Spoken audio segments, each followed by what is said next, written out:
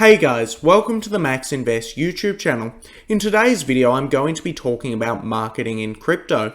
Now, a lot of cryptocurrencies like to do a lot of marketing, and this marketing can turn into spreading misleading and incorrect information about their cryptos. Now, I do believe that a lot of teams intentionally spread incorrect information in order to make more individuals buy their cryptocurrency and more individuals use their protocol. Of course, I do believe this is quite immoral, and I do see this quite a lot on Twitter, where a lot of people actually fall for these marketing scams and they do really buy into it and they get around a certain cryptocurrency because of the marketing of that crypto. So in this video, I do want to draw on two specific examples and explain how they are marketing their cryptos in a misleading and incorrect way. Of course, if you enjoy the video, remember to like and subscribe to the channel, follow me on Twitter, join the Discord, and remember, nothing in this video is financial advice. There are a few specific things that I see blockchains lying about. The first big thing that I see most commonly, and I do see a lot of people on Twitter talking about this, is transactions per second. A lot of blockchains like to pretend that their transactions per second are much higher than they actually are, and they do like to spread this information into the public, which is disappointing to see.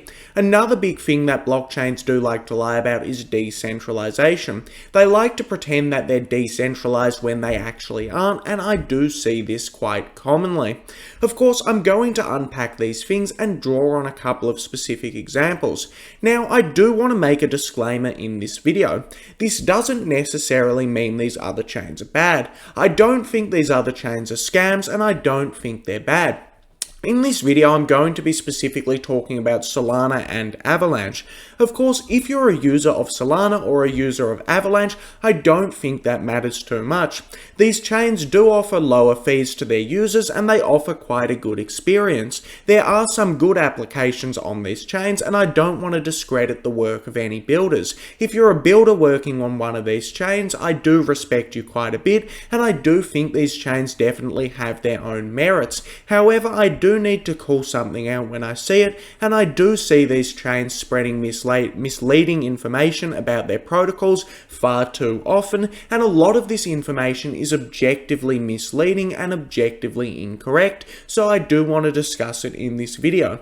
Of course, I don't think these chains are bad. I've used Avalanche myself, I have earned some yield on my Chainlink on Avalanche, and I have tried out Solana for a few different things myself. Regardless, let's get into the bulk of the video.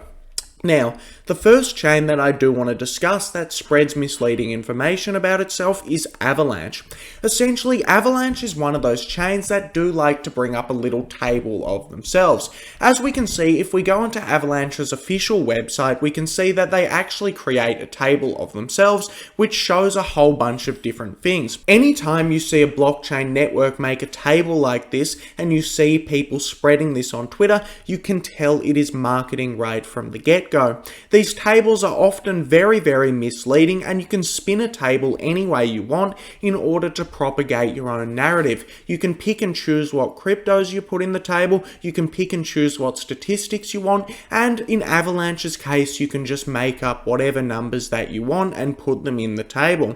As we can see, the first big misleading statistic is Avalanche says they do 4,500 transactions per second, and Ethereum does 14 transactions per second. This is one of the worst things that I've actually seen in a table, and everything about both of these statistics are completely incorrect and completely misleading, and there's no way that the Avalanche team didn't know this when they were putting it in.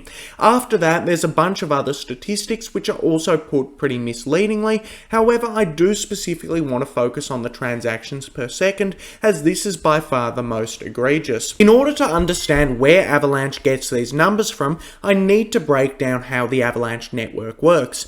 Essentially, the Avalanche network is 3 different chains: the Avalanche X chain, the Avalanche P chain, and the Avalanche C chain. Now, the Avalanche X chain is meant to do up to 4,500 transactions per second, and the reason for this is because of their consensus mechanism.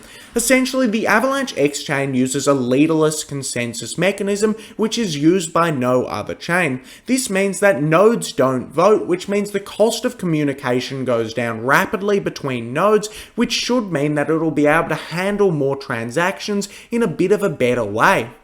Now, the big problem with the Avalanche X-Chain is it's not ready yet. Nobody uses the Avalanche X-Chain and it's completely in the future. The reason for this is because doing leaderless consensus looks like it's actually impossible. And if we go onto Twitter, a lot of people are saying that Avalanche has a revolutionary consensus mechanism and this is what sets them apart. However, this is what used to set them apart. As we can see, Avalanche has just pivoted to a normal leader-based protocol using Snowman consensus.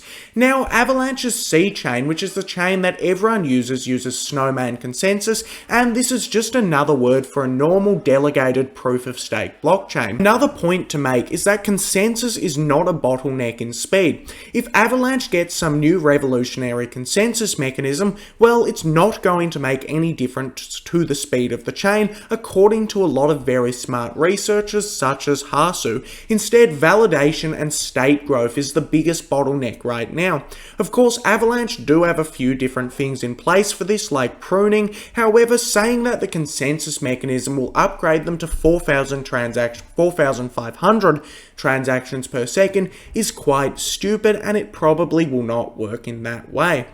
Of course, what Avalanche are actually doing right now is Avalanche have forked Go Ethereum, so they've copy and pasted the Ethereum virtual machine, spun up an Ethereum sidechain, and they've found a new point on the cost and decentralization spectrum.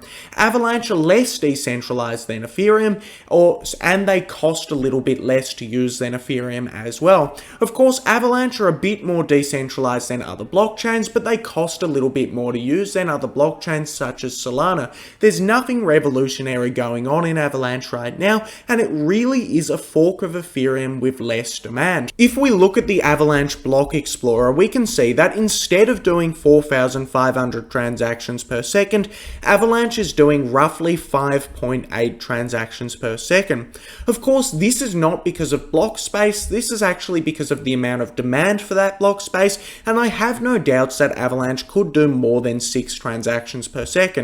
However, in my mind, Avalanche could probably do roughly 40 or 50 transactions per second, and I haven't seen much evidence that it could do much higher. Of course, if we go right back to the original chart, Avalanche has never done 4,500 transactions per second. It doesn't have the infrastructure to do this, and this is all future promises which don't really check out. Now, they of course compare this to Ethereum and say Ethereum does 14 transactions per second.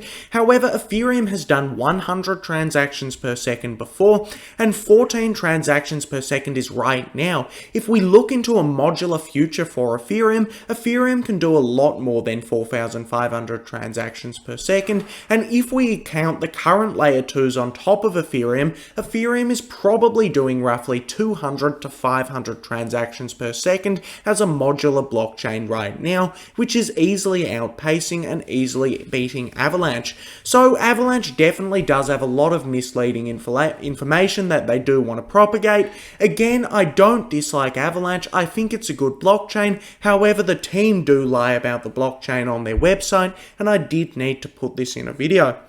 Now, the next chain that I do want to talk about is Solana, and Solana do a bit more lying than Avalanche when they like to spread information about the protocol.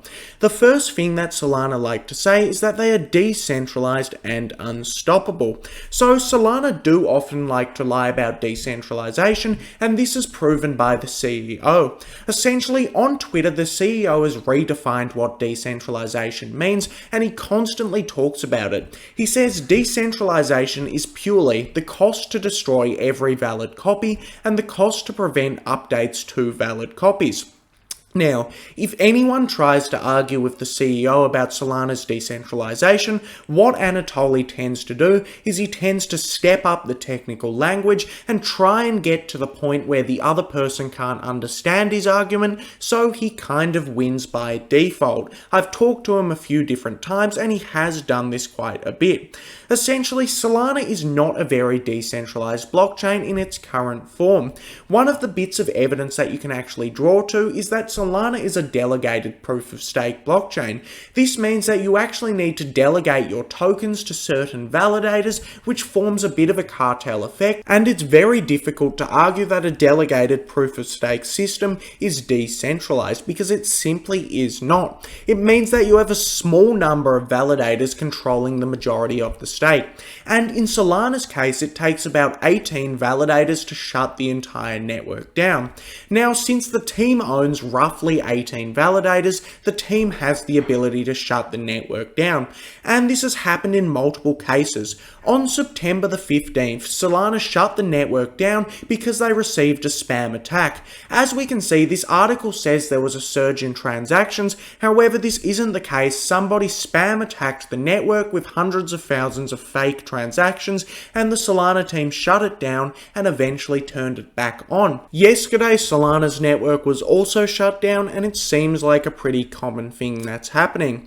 Now, Solana also has transaction censoring in the network, and they have a few things that do show that the network is not that decentralized. However, the CEO of Solana actually likes to say it's more decentralized than Ethereum, even though a user running a Solana node would cost hundreds of thousands of dollars in hardware, and it's impossible to sync the chain from Genesis, something that can't be said from Ethereum. In almost every way, Solana is significantly less decentralized than Ethereum. However, Solana do like to propagate the narrative that they're the most decentralized protocol, which is just beyond me. It doesn't really make that much sense.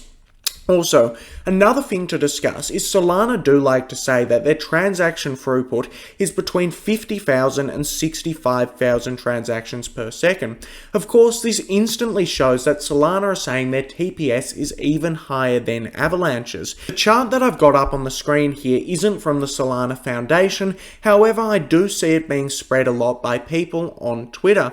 Essentially, if you look at the Solana transaction stats, you can see that Solana say they do roughly 2,500 transactions per second on average. And I do see the Solana team reference this metric a lot by saying, hey, we do 2,500 transactions per second usually, and we can get up to that 50,000 TPS mark.